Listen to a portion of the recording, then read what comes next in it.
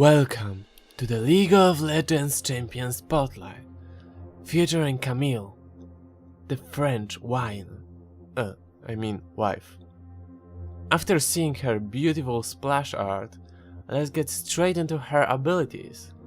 Camille's passive is a shield based on 20% of her max health. You can get a magic shield, which is blue, against magic damage champions, or physical damage shield against physical champions. But don't worry, you can also get a magic shield against Riven, or you can also get a physical shield against Veigar. Look, it can be really saving for you, like right now. Boom! Thanks to that shield I survived that, right? Let's move on to the next ability, which is her Q. Q is an auto attack reset, basically a double auto attack reset. If you wait 1.5 seconds, your second attack will be a true damage. But here's another problem. This ability deals like 0 damage. The problem with Camille is that she's extremely underpowered, and you can see it right now.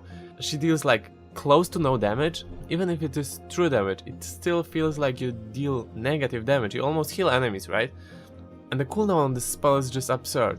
With 45% CDR, you still have over 3 seconds cooldown. Fortunately, your cooldown starts after you use your first spell, not after you use the second one. But this is still absurd. You may need to wait almost half a second to get your Q off cooldown again. Like, that's absurd. How can you wait that long for your Q to be back again? Like, look at this. It's just unacceptable. But let's get right into her W. W is pure shit, like, you can see it right now. It's basically like a Titanic Hydra in a cone. So, you deal some damage, you can slow and heal if they are on the outer ring. But look, you can barely heal, it's extremely underpowered. I don't understand why would Riot make such a terrible champion. Let's move on to the E. So E is another really problematic spell. The problem is that the cooldown is just ridiculous. So E is kind of like Nautilus hook, but you can also follow it up. So basically, you can hook a wall and then you can choose which direction you want to go. If you want to follow the champion, then you also get a longer range on that dash. But the problem is, again, the cooldown.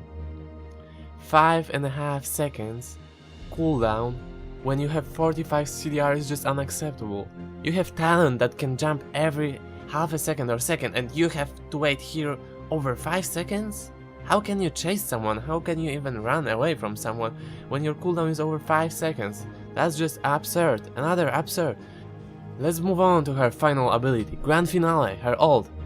So, some people call that a Donald Trump wet dream. So basically the champion you ult is like a Mexican, and then everything else is America. And Donald Trump won't let you pass, right? You cannot do anything, unless you have a tricky little friend in the US that will help you go through. Which can be either Tamkench or Kalista, otherwise you are screwed.